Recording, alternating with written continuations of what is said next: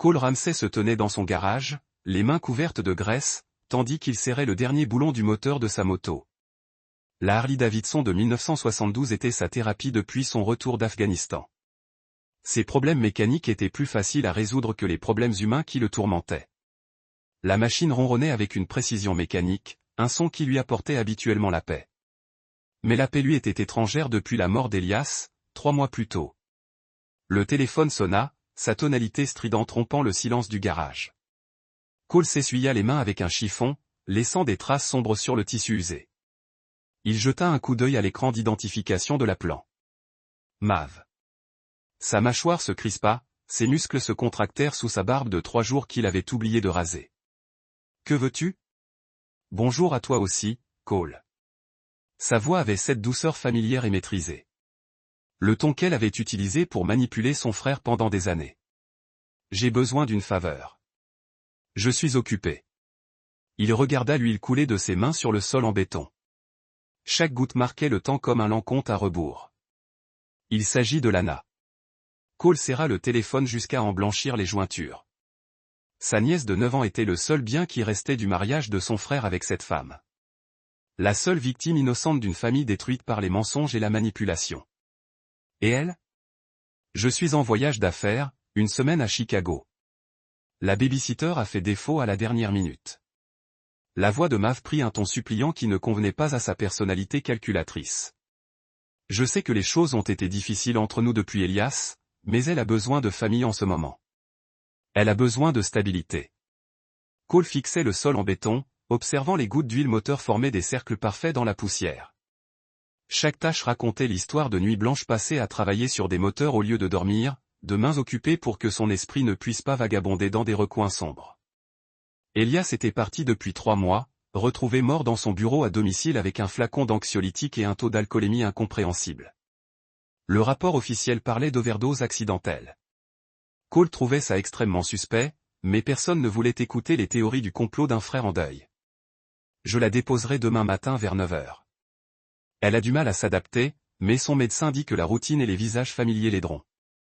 Cole assimila cette information avec une précision méthodique qu'il avait apprise à l'armée. Il n'aurait peut-être jamais demandé d'aide, sauf s'il n'y avait pas d'autre choix. Elle avait passé 2 ans à tenir Lana loin de lui, prétextant qu'il était trop instable, trop abîmé par son service militaire. Maintenant, elle avait besoin de lui, ce qui signifiait que quelque chose avait changé. Bon, une semaine. Cool. Il raccrocha avant qu'elle ait pu terminer la manipulation qu'elle avait planifiée. Le garage se tut, à l'exception du grondement de la moto au ralenti et du ronronnement lointain de la circulation sur la route 47. Il coupa le moteur et entra dans sa maison, une modeste demeure de style ranch qu'il gardait impeccable depuis sa démobilisation du corps des ingénieurs de l'armée. Tout était à sa place, tout était sous contrôle, tout était exactement comme il se doit dans un monde qui n'avait plus de sens. Le lendemain matin, la berline argentée de Mav s'arrêta dans son allée. Cole la regarda sortir par la fenêtre de sa cuisine, ses gestes précis et efficaces. Elle portait un tailleur bleu marine et se tenait comme si le monde lui appartenait. Derrière elle, Lana émergea du siège passager, serrant contre elle un petit sac de voyage. Cole ouvrit la porte d'entrée avant qu'il ne frappe. Oncle Cole. Le visage de Lana s'illumina malgré les cernes sous ses yeux. Elle se jeta sur lui et il la serra dans ses bras, les surprenant tous les deux. Dis donc, ma petite. Il la fit asseoir et regarda Mav. J'ai son emploi du temps ici depuis une semaine. Mav lui tendit une feuille dactylographiée. Ses horaires de prise de médicaments, ses préférences alimentaires, son rituel du coucher. Tout est noté. Cole parcourut le papier. Médicaments, vitamines et compléments alimentaires. Le médecin dit qu'elle a besoin d'un apport nutritionnel supplémentaire après tout ça. La voix de Mav hésita un instant. Les flacons sont dans son sac. Quel médecin? Le docteur Green. Il nous a aidés à traverser cette période difficile. Mav se pencha pour embrasser le front de Lana. Sois sage avec ton oncle, mon chéri. Maman va bientôt revenir. Lana hocha la tête, mais sa prise sur la main de Cole se resserra. Après le départ de Mav, Cole conduisit Lana dans la chambre d'amis qu'il avait préparée à la hâte. La chambre était simple mais propre, avec un lit simple et un petit bureau près de la fenêtre. Ce n'est pas grand-chose, dit-il. C'est parfait. Lana s'assit sur le lit et sautilla une fois. On peut réparer ta moto? Demain peut-être. Tu as faim. Ils passèrent l'après-midi tranquillement. Cole prépara des croque-monsieur tandis que Lana explorait sa maison avec la curiosité prudente d'un enfant qui a appris à être prudent. Elle ne touchait à rien sans demander, ne parlait que lorsqu'on lui adressait la parole et tressaillait légèrement lorsque Cole allait trop vite. Comme un dîner de thé, elle picorait sa nourriture. « Tu vas bien ?» demanda Cole. « J'ai mal aux dents. »« Lesquelles ?» Elle désigna sa bouche. « Les nouvelles. Elles sont branlantes. » Cole fronça les sourcils. « Depuis combien de temps ont-elles mal ?»« Depuis quelques semaines. Maman dit que c'est normal. » Après le dîner, Cole regarda Lana prendre ses médicaments. 3 comprimés de 3 flacons différents, tous sans étiquette, à l'exception d'une notice manuscrite. Les comprimés étaient petits, blancs et identiques. « À quoi sert-il ?»« Ça m'aide à devenir forte », récita Lana. « C'est ce que dit le docteur Green. » Cole rangea l'emploi du temps que Mav lui avait laissé. Quelque chose à propos de ces comprimés le tracassa, mais il ne parvint pas à le retrouver. Ce soir-là, il était assis dans son salon avec une bière et le dernier message vocal de son frère enregistré sur son téléphone depuis 3 mois. « Cole, c'est moi. Je sais qu'on n'a pas beaucoup parlé ces derniers temps, mais il faut que je te dise quelque chose à propos de Mav. De ce qu'on a fait. J'ai fait une erreur et je ne sais pas comment la réparer. Rappelle-moi. » Elias avait semblé effrayé. Cole était en pleine inspection de chantier et avait prévu de rappeler plus tard. Plus tard n'est jamais venu. Cole s'est réveillé à 5 heures du matin, une habitude inculquée par ses 12 années dans l'armée. Il prit une douche, s'habilla et prépara le café avant d'entendre Lana pleurer depuis la chambre d'amis. Il la trouva assise sur le lit, les mains sur la bouche, le visage ruisselant de larmes. « Qu'est-ce qui ne va pas ?» Elle ouvrit la bouche et lui montra sa paume. 2 dents définitives reposaient dans sa petite main, racines intactes et ensanglantées. « Elles viennent de tomber, murmura-t-elle. Je les brossais et elles sont tombées. » Cole sentit son estomac se nouer. « Ça fait mal, un peu. » « Mais oncle Cole, pourquoi mes dents d'adulte tombent-elles ? Les dents d'enfant sont censées tomber, pas les dents d'adulte. » Cole s'agenouilla près d'elle. « Je ne sais pas, ma chérie, mais on va le découvrir. » Il appela le docteur Quinn Whittaker, le seul dentiste en gris qui prenait des rendez-vous d'urgence. 20 minutes plus tard, ils étaient assis dans la salle d'attente tandis que Lana serrait un mouchoir contre sa bouche. Le docteur Whittaker était un homme d'une 50aine d'années à la voix douce qui soignait les dents de la ville depuis 2 décennies. Il examina Lana avec douceur, l'inquiétude grandissante. « Je dois faire des radiographies, dit-il. Ce n'est pas une perte de dents normale. » Les radiographies révélèrent ce que Cole craignait. Le docteur Whittaker le fit venir dans son bureau tandis que Lana attendait dans son fauteuil. « Monsieur Ramsay, je dois vous poser des questions difficiles. Lana a-t-elle eu des accidents récemment? Un traumatisme à la tête ou au visage? Non, rien de tel. Un changement de régime alimentaire? De nouveaux médicaments? » Cole a pensé aux pilules sans étiquette. Elle prend des compléments alimentaires. Quel type de complément? Je ne sais pas. Sa mère s'occupe de ses soins médicaux. Le docteur Whittaker a affiché les radiographies sur son écran d'ordinateur. Ses dents ne sont pas tombées à cause d'un traumatisme ou d'une infection. La structure osseuse autour des racines a été altérée. Cette perte de calcium, c'est comme si quelque chose avait drainé des minéraux de son organisme. Qu'est-ce qui pourrait causer cela chez les enfants? Très peu de choses. Certains médicaments, des maladies auto-immunes, ou... Il marqua une pause. L'exposition à des substances qui interfèrent avec l'absorption du calcium. Les mains de Cole se crispèrent. Quel genre de substance? Monsieur Ramsay, je dois être très clair. Ce n'était pas dû à une mauvaise hygiène dentaire ou au développement normal de l'enfant. C'était dû à quelque chose dans son organisme, quelque chose qui ne devrait pas être là. La pièce semblait trop petite. Que dois-je faire? Vous devez alerter les services de protection de l'enfance et cesser de lui donner les médicaments qu'elle prend jusqu'à ce que nous puissions les identifier. Cole rentra chez lui en silence, tandis que Lana somnolait sur le siège passager. Son téléphone sonna 2 fois. Les 2 fois, le nom de May s'afficha. Les 2 fois, il laissa tomber sur la messagerie vocale. Il appela le shérif Pike. Bonjour, shérif. C'est Cole Ramsey. Je dois signaler un cas potentiel de mise en danger d'enfant. Quel genre de mise en danger? Cole expliqua les dents de Lana, les radiographies et les conclusions du docteur Whittaker. Pike écouta sans interruption. Eh bien, Cole, merci d'avoir appelé, mais les problèmes dentaires chez les enfants ne sont pas vraiment des affaires criminelles. Ça pourrait être un problème médical. Ça pourrait être génétique. Bon sang, ça pourrait être qu'elle a mangé trop de bonbons. Le dentiste a dit. Le dentiste a dit beaucoup de choses. Mais à moins d'avoir la preuve que quelqu'un a fait du mal à cette fille intentionnellement, je ne peux pas faire grand-chose. Les enfants perdent des dents tout le temps. C'était des dents définitives. Écoute, je vais le noter, mais tu devrais peut-être te concentrer sur ces soins médicaux appropriés plutôt que de chercher des théories du complot. Cole raccrocha, la frustration brûlante.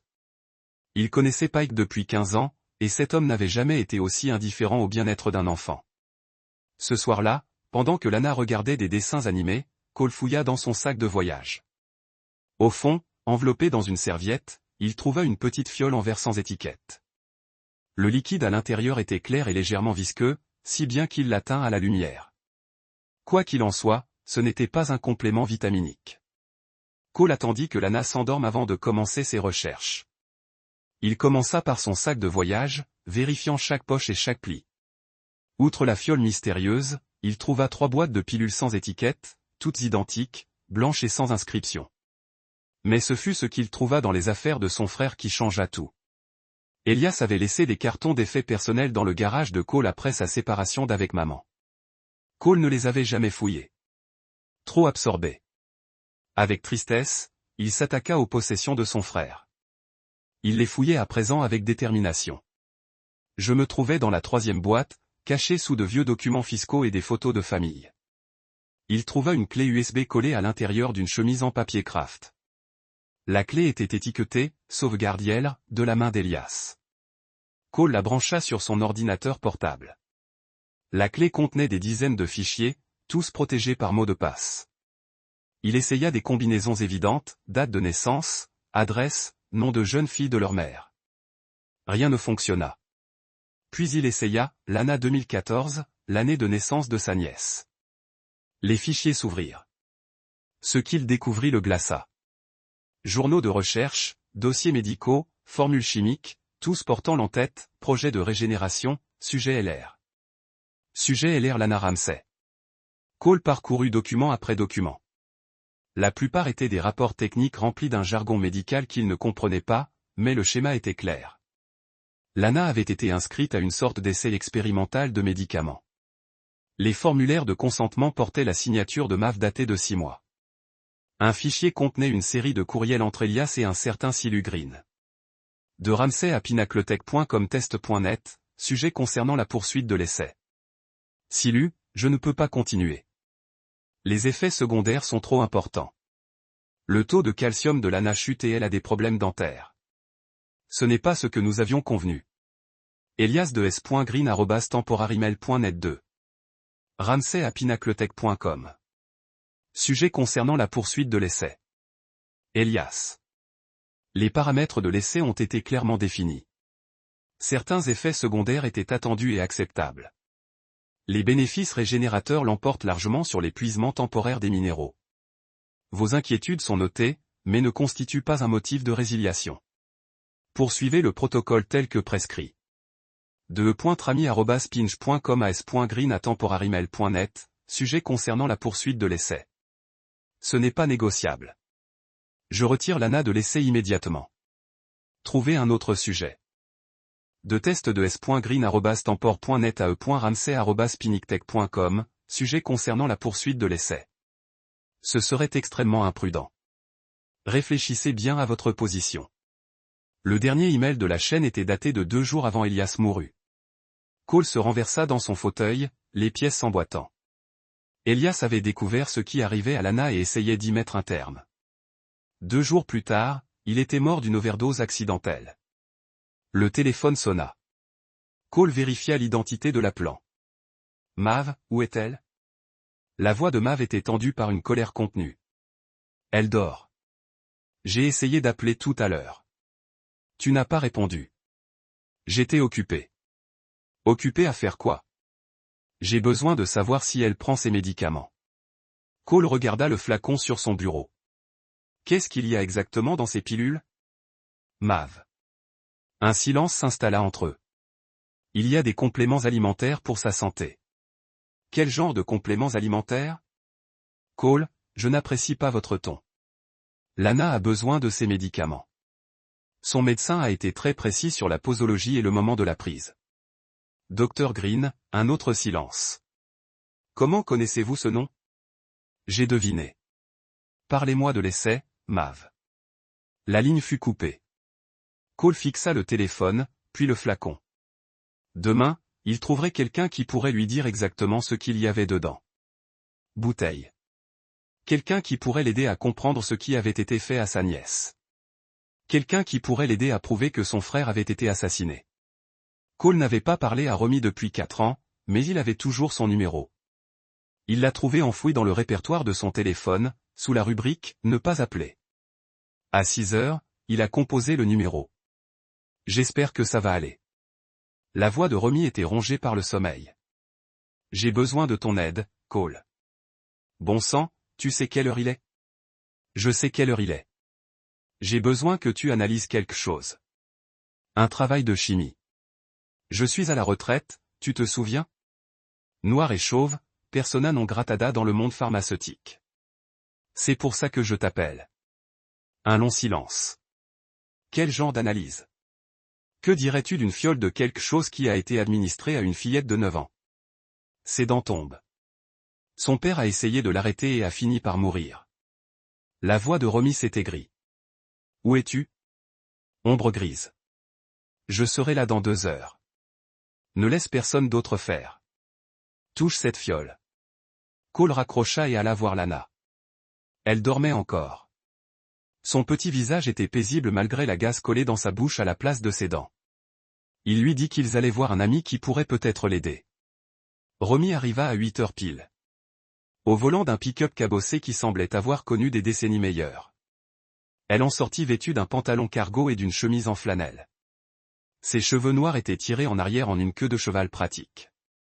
Les années ne l'avaient pas beaucoup changé, à part les rides autour de ses yeux et sa façon de se déplacer, comme si elle était toujours prête à affronter les ennuis. Tu as une mine d'enfer, dit-elle en guise de salut. On dirait que tu as vécu dans les bois. D'assez près, elle étudia son visage. Il s'agissait de ton frère, entre autres choses. Romy le suivit dans la maison, son œil exercé scrutant tout. Lorsqu'elle vit Lana prendre son petit déjeuner à la table de la cuisine, son expression s'adoucit. Salut, ma chérie. Es-tu l'ami d'oncle Cole? Lana demanda, je suis Romy. J'ai entendu dire que tu ne te sentais pas bien. Mes dents sont tombées, mais tonton Cole dit qu'il pourrait peut-être t'aider. Romy regarda Cole, puis Lana. Je vais faire de mon mieux. Dans le garage de Cole, Romy installa un kit de test portable qui semblait avoir été assemblé à partir de surplus militaires et de déchets de laboratoire. Elle manipula le flacon avec des gants en latex, le traitant comme une matière dangereuse. Raconte-moi tout, dit-elle en travaillant. Cole exposa la chronologie. Le voyage d'affaires imprévu de mai, la perte de dents de Lana, la clé USB, les emails entre Elias et Silu Green. Romy écouta sans interruption, demandant parfois des éclaircissements. Projet régénération, dit-elle finalement. J'ai entendu des rumeurs à ce sujet. Des essais clandestins pour des composés de régénération tissulaire. Quel genre de composés?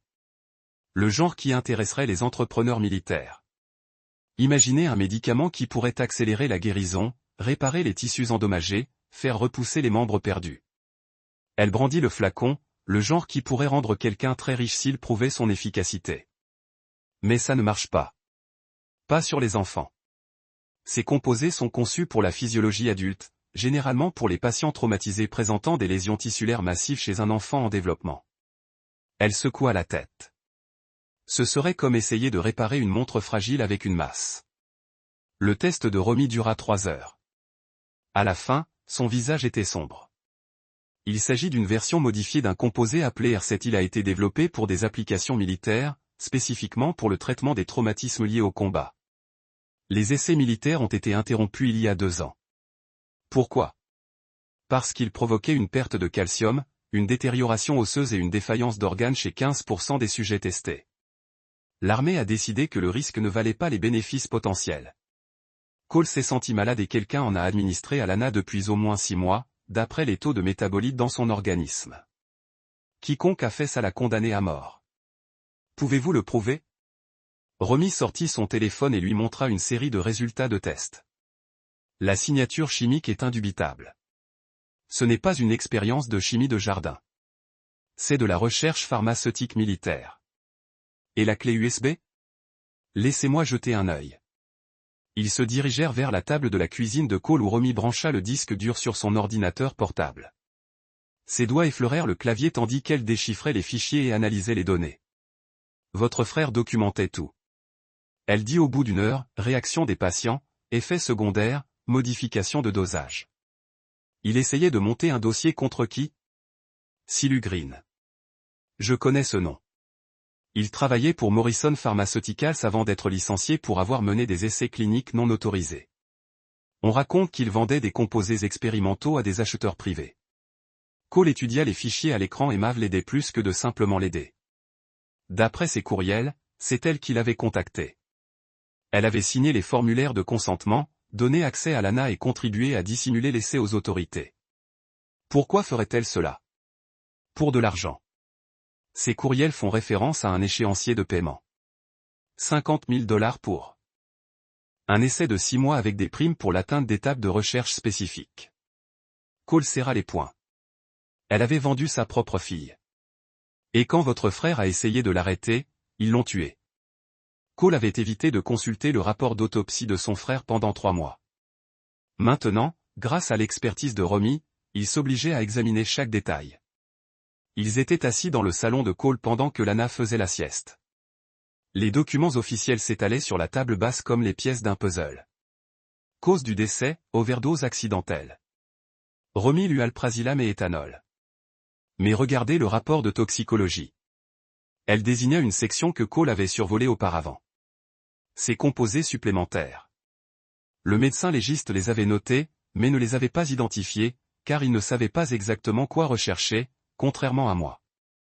Romy sortit son matériel de test et compara les composés listés dans le rapport d'autopsie à l'échantillon du flacon de Lana. C'est la même signature chimique. Quelqu'un avait mélangé le composé R.7 aux anxiolytiques de votre frère. Cole fixa le rapport. Comment cela pourrait-il le tuer? Le R.7 interagit avec les benzoazépines et l'alcool. Il amplifie leurs effets d'un facteur 10. Ce qui aurait dû être une dose thérapeutique est devenu un cocktail mortel. Mais le médecin légiste a conclu à un accident, car ils ne savaient pas ce qu'ils observaient. Ils n'ont vu qu'un homme souffrant d'anxiété, qui prenait trop de médicaments et buvait trop. Ils n'ont pas cherché de composés pharmaceutiques exotiques. Cole sentit une rage froide monter en lui. Mav avait accès à ses médicaments. Elle avait accès à tout. Ses médicaments, sa maison, sa nourriture et ses boissons. Et elle avait un mobile. Lequel? Romy lui a montré d'autres fichiers de la clé USB. Votre frère menaçait de révéler le procès. Il documentait tout, construisant un dossier contre Green et ceux qui le finançaient. S'il avait porté plainte, mais aurait été poursuivi pour mise en danger d'enfant. Alors elle l'a tué. Elle ou quelqu'un qui travaillait avec elle. Le timing était parfait. 2 jours après qu'Elias eut envoyé son dernier email à Green, il était mort. Cole se leva et se dirigea vers la fenêtre. Dehors, Greyshade ressemblait à la paisible petite ville qu'elle prétendait être. Mais en dessous, la corruption s'était infiltrée comme une infection. Nous avons besoin de plus de preuves, dit-il. On a des analyses chimiques, des communications documentées et une chronologie précise. Ça suffit aussi. Ça ne suffit pas pour la condamner. Il faut qu'elle l'avoue. Romy l'observa. À quoi penses-tu? Je pense que Mav ignore qu'on a trouvé la clé USB. Pour autant qu'elle le sache, je ne suis qu'un frère en deuil qui pose trop de questions. Tu veux la faire parler? Je veux qu'elle avoue. Cole a envoyé un SMS à Mav cet après-midi-là. L'état des dents de Lana empire. Je rentre tôt. La réponse est arrivée en quelques minutes. Demain matin, ne la laisse pas sauter ses médicaments. Ce soir-là, pendant que Lana regardait un film, Cole et Romy se sont rendus chez Mav. Elle vivait dans une maison coloniale à 2 étages dans un quartier chic. Le genre d'endroit qui respirait le succès et la respectabilité. Un système de sécurité, demanda Romy en se garant au bout de la rue. Basique. Elias l'a installé il y a 2 ans. Je connais les codes de contournement. Ils ont attendu la nuit noire, puis se sont approchés par le jardin. Cole désactiva le système d'alarme avec une efficacité éprouvée, une compétence acquise lors de ses études d'ingénieur et perfectionnée par la nécessité. À l'intérieur, la maison était exactement comme dans ses souvenirs.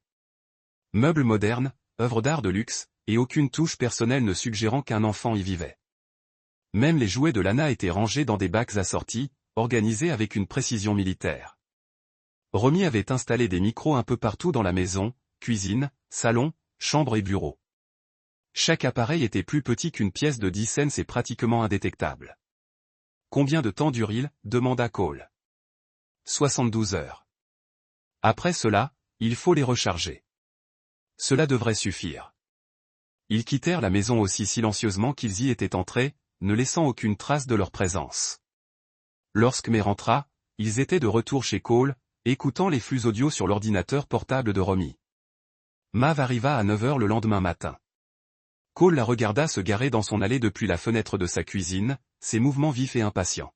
« Elle est là », dit-il à Romy, qui surveillait les micros depuis le garage. « Bien. Je vais tout enregistrer. » Cole ouvrit la porte avant que Mav ne puisse frapper. Elle le poussa sans le saluer, scrutant la maison comme si elle cherchait des preuves. « Où est Lana ? » Elle s'habille. « Comment était Chicago ? » Productif. Le regard de May était froid et calculateur. « J'espère qu'il n'y avait plus d'urgence médicale. Ses dents bougent encore. J'ai pris un autre rendez-vous avec le docteur Whittaker. Annulez-le. Je m'occupe de ses soins médicaux à partir de maintenant. Je pense qu'elle a besoin de voir un spécialiste. Je pense que vous devriez vous occuper de vos affaires. » Ils se fixèrent du regard à travers le salon, la tension a coupé le souffle. Finalement, Lana apparut dans le couloir, habillée et portant son sac de voyage. « Maman. » L'expression de May s'adoucit instantanément. « Bonjour, mon chéri. Tu t'es bien amusé avec tonton Cole ? On a réparé sa moto, on a regardé des films et Romy est venu nous rendre visite. » Le visage de Mav se figea. « Ro, l'ami de tonton Cole. Elle est vraiment gentille. » Que voulait Romy ? Cole s'avança. « C'est une amie du service. Passe me voir. » Je vois. Mav prit la main de Lana. « On devrait y aller. Tu as rendez-vous chez le docteur cet après-midi avec le docteur Green ? » Oui, ma chérie. Le docteur Green veut s'assurer que tu vas mieux. Après leur départ, Cole rejoignit Romy dans le garage. Elle écoutait déjà les enregistrements audio de la maison de May. Elle passe des coups de fil, dit Romy. Plusieurs appels au même numéro. Ils écoutent les conversations enregistrées. La voix de May se tendit, prise d'une panique à peine maîtrisée. Il a trouvé quelque chose. Je ne sais pas quoi, mais il pose des questions sur Chicago. Une voix masculine répondit. Tenny, à travers l'enregistrement, quel genre de questions sur les médicaments de Lana, sur ses dents ? Et il a mentionné ton nom. C'est impossible. Je ne l'ai jamais rencontré. Quelqu'un a parlé. Peut-être son ami Romy. Tu connais quelqu'un qui s'appelle Romy ? Un long silence. Romy l'appela. Ancienne analyste biomédicale militaire. Elle a été mise sur liste noire il y a 2 ans pour avoir révélé des essais non autorisés. Elle est là, en gris. C'est un problème. Elle a les connaissances et les contacts nécessaires pour causer de graves. Dommage. Que faire ? Accélérer les choses. Combien de composés vous reste-t-il ? Assez pour 2 semaines supplémentaires. Ce n'est pas suffisant. Nous avons besoin de l'ensemble des données des 6 mois. Silu, son état empire. Ses dents tombent. Si quelqu'un signale cela, nous veillerons à ce que personne ne le signale. Je vous recontacterai. L'appel est terminé. Cole et Romy se regardent. Silu Green. Romy a dit qu'il est plus impliqué qu'on ne le pensait et qu'il est au courant pour vous, ce qui signifie qu'ils savent qu'on les suit. Le téléphone de Cole a été intercepté. Un SMS d'un numéro inconnu. Arrêtez de poser des questions ou la fille sera blessée. Ils sont désespérés, a dit Romy. Bien. Les gens désespérés font des erreurs. Cole a passé les 24 heures suivantes à monter son dossier. Il a compilé toutes les preuves, l'analyse chimique, les clés USB, les conversations enregistrées et le SMS de menace. Il a préparé 3 colis identiques, chacun contenant la documentation complète du complot. Le premier colis fut envoyé au Conseil médical de l'État de l'Illinois, accompagné d'une lettre d'accompagnement détaillant les essais non autorisés sur des humains. Le deuxième fut envoyé au service de protection de l'enfance, avec des preuves des abus subis par l'ANA. Le troisième fut adressé au Dr Elizabeth Morrison, chercheuse en bioéthique spécialisée dans les abus pharmaceutiques. Mais Cole n'en avait pas fini. Il lui restait un piège à tendre. À l'aide d'un logiciel de synthèse vocale que Romy avait acquis pendant son service militaire, Cole créa un faux message audio. La voix ressemblait exactement à celle de Silu Green, traitée par de multiples filtres pour masquer son origine artificielle. Le message était simple, elle va se retourner contre vous. Elle avait tout enregistré. Dégagez immédiatement. Cole envoya le fichier audio à mais depuis un numéro intraçable, puis attendit. La réponse arriva dans l'heure. Grâce aux appareils d'écoute, ils entendirent Mav passer des coups de fil frénétiques, faire ses valises et appeler l'école de l'ANA pour signaler une urgence familiale. Elle s'enfuit, dit Romy. Laissez-la. On sait où elle va aller. Cole avait passé des années à étudier les habitudes de sa belle-sœur. Quand May se sentait coincée, elle se réfugiait toujours au même endroit, le Riverside Motor Lodge, à 48 km de la ville. C'est là qu'elle avait emmené Elias pendant leur liaison, qu'elle avait rencontré des avocats pendant leur procédure de divorce, qu'elle avait mené des affaires dont elle ne voulait pas qu'on puisse remonter jusqu'à elle. Comment sais-tu qu'elle ira là-bas, demanda Romy. Parce qu'elle est prévisible. Elle se croit intelligente, mais elle est juste prudente. Il y a une différence. Cole appela Noël Pike, la fille du shérif Pike. Contrairement à son père, Noël était intègre. Elle travaillait comme technicienne de laboratoire à l'hôpital du comté et posait des questions sur les composés chimiques inhabituels détectés dans les analyses sanguines récentes. Noël, c'est Cole Ramsey. J'ai besoin de votre aide. Quel genre d'aide? Celle qui consiste à dénoncer la corruption et à sauver la vie d'un enfant. Je vous écoute. Cole expliqua la situation, en omettant soigneusement la surveillance illégale. Noël accepta de les retrouver au motel avec un matériel d'enregistrement qui résisterait au tribunal. Si nous devons faire ça, dit-elle, on le fait bien. Chaîne de possession légale, documentation en bonne et due forme, tout est dans les règles. Compris. Ce soir-là, Cole envoya un dernier message à Mav. Retrouve-moi à l'endroit habituel. Il faut qu'on parle de faire sortir Silu du pays. Le SMS provenait d'un téléphone jetable conçu pour ressembler à celui d'un de ses contacts criminels. Si Mav avait eu les idées claires, elle aurait pu le remettre en question, mais la peur et le désespoir obscurcissaient son jugement. Le Riverside Motor Lodge était situé au bord d'une route secondaire, tel un vestige d'une époque révolue. Cole et Romy arrivèrent les premiers, suivis de Noël Pike avec son matériel d'enregistrement déguisé en trousse médicale. Chambre 12, dit Cole en désignant une porte au bout du bâtiment. C'est laquelle sera. Ils installèrent leur surveillance dans la pièce adjacente, Noël surveillant le matériel d'enregistrement pour s'assurer de son admissibilité légale. Cole portait un micro, dont l'émetteur était dissimulé dans sa veste. Mav arriva après 2100 heures de conduite d'une voiture de location au lieu de sa berline habituelle. Elle avait l'air hagard, son apparence parfaite fissurée par le stress et la paranoïa. Lana n'était pas avec elle. Où est Lana? Demanda Cole dès que Mav entra. En sécurité. Loin de tes interférences. Tu n'as plus beaucoup de temps, Mav. Les autorités posent des questions. Quelles autorités? Celles qui ont analysé ces analyses sanguines. Celles qui connaissent le composé R7. Le visage de Mav pâlit. H. Comment connais-tu ce nom? Je sais. Beaucoup de choses. Je sais pour Silu Green. Je sais pour les $50 000. Je sais pour le procès. Tu ne sais rien. Je sais que tu as tué mon frère. Il a peut-être ri. J'ai la voix rauque. Elias s'est suicidé. Il était faible, instable, rongé par la culpabilité. Culpabilité pourquoi? Pour ce que nous faisions à Lana? Pour l'argent, pour l'avenir que nous construisions. Cole sentit sa colère monter, mais il garda une voix calme. Parle-moi de l'avenir. Tu ne comprendrais pas. Tu n'as jamais eu de vision, jamais vu les choses en grand. Elias était pareil. Il ne voyait pas ce que cette formule nous apporterait. Que ferait-elle? Tout changer. Imagine un monde où les blessures guérissent instantanément. Où le vieillissement s'arrête?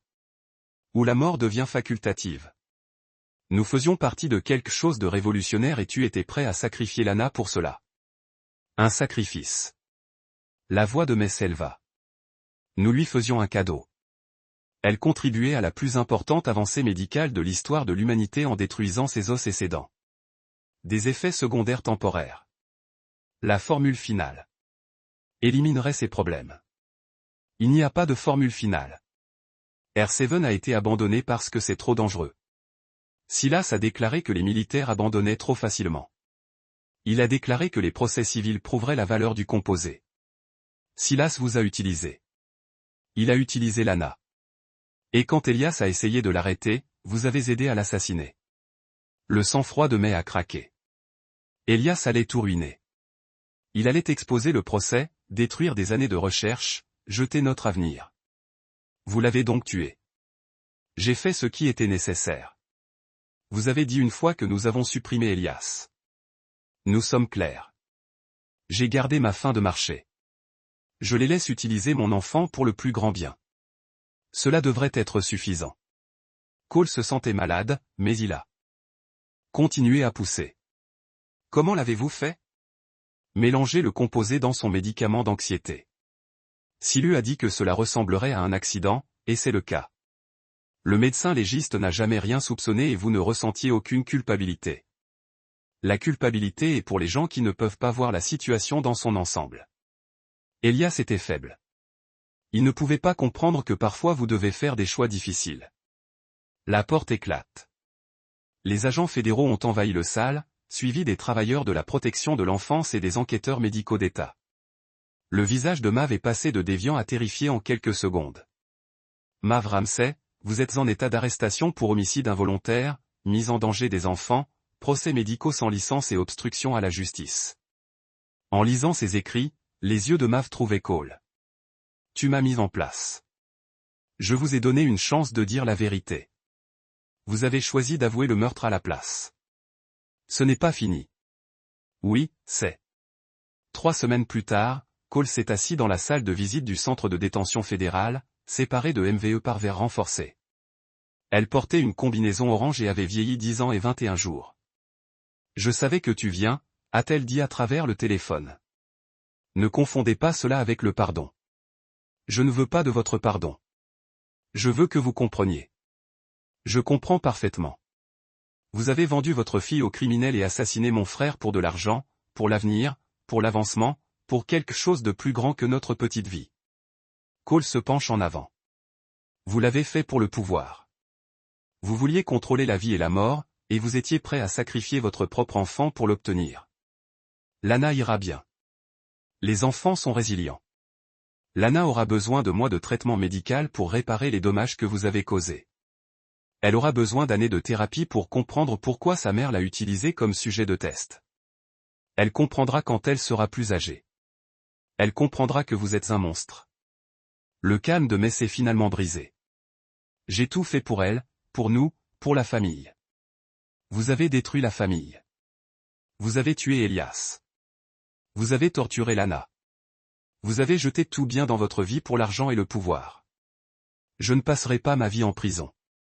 J'ai des avocats, des connexions, des ressources. Cole se tenait. Vous n'avez rien. Le procureur fédéral a vos aveux enregistrés. Le conseil médical a documenté des preuves de maltraitance des enfants. Le comité bioéthique a la preuve des preuves humaines sans licence. Vous allez passer le reste de votre vie dans une cellule. Cole, attendez. Vous mourrez derrière le verre et personne ne vous pleurera. Il s'éloigna sans regarder en arrière. 6 mois plus tard, Mav a été condamné à 28 ans de prison fédérale. Le juge a qualifié ces crimes de trahir de la confiance la plus fondamentale entre le parent et l'enfant. On lui a refusé l'admissibilité à la libération conditionnelle. Silu Green a été arrêté au Mexique et extradé pour faire face à des accusations de complot, de meurtre et d'essais médicaux sans licence. Son opération de recherche illégale a été fermée et 17 autres enfants ont été identifiés comme victimes. L'affaire a lancé une enquête fédérale sur la corruption de l'industrie pharmaceutique, entraînant de nouvelles réglementations de surveillance et des sanctions pénales pour les procès humains non autorisés. Cole a remporté la garde complète de Lana après une brève bataille juridique. Avec des soins médicaux appropriés, ses dents ont été réparées et ses niveaux de calcium sont revenus à la normale. Les dommages physiques guériraient, mais les cicatrices psychologiques prendraient plus de temps. Romy a été officiellement réintégrée en tant qu'enquêteur de conseil pour les conseils d'éthique pharmaceutique. Elle a déménagé à Greshad et a ouvert un petit laboratoire spécialisé dans la détection d'essais illégaux de drogue et la protection des populations vulnérables. Le docteur Whitaker a témoigné devant le Congrès sur la nécessité de meilleurs mécanismes de rapport pour des conditions médicales inhabituelles chez les enfants. Son témoignage a contribué à adopter une nouvelle législation exigeant un rapport obligatoire de blessures ou de symptômes suspects. Elias a été éliminé postuellement de toutes les implications des actes répréhensibles. Ses notes de recherche ont été utilisées comme preuve dans plusieurs affaires pénales, aidant à condamner 3 autres personnes impliquées dans le complot. Le shérif Pike a pris sa retraite sous pression après enquête a révélé son incapacité à enquêter correctement sur la plainte initiale de Cole au sujet de l'état de Lana selon laquelle lors d'une soirée chaude à la fin du printemps, Cole s'est assis sur son porche avec Lana et Romy, en regardant le coucher de soleil peindre le ciel dans des nuances d'orange et d'or, Lana dessinait des photos de moto, ses nouvelles dents en train de briller. « Oncle Cole, dit-elle, levant les yeux de son dessin. Êtes-vous heureux? J'y arrive, gamin. Êtes-vous? Je pense que oui. J'aime vivre ici. J'aime que vous me diriez la vérité sur les choses. Il a gardé une petite fosse à feu. Les flammes sont tombées, ne laissant que des braises brillantes. La maison, vers sa famille, vers l'avenir qu'ils construisent.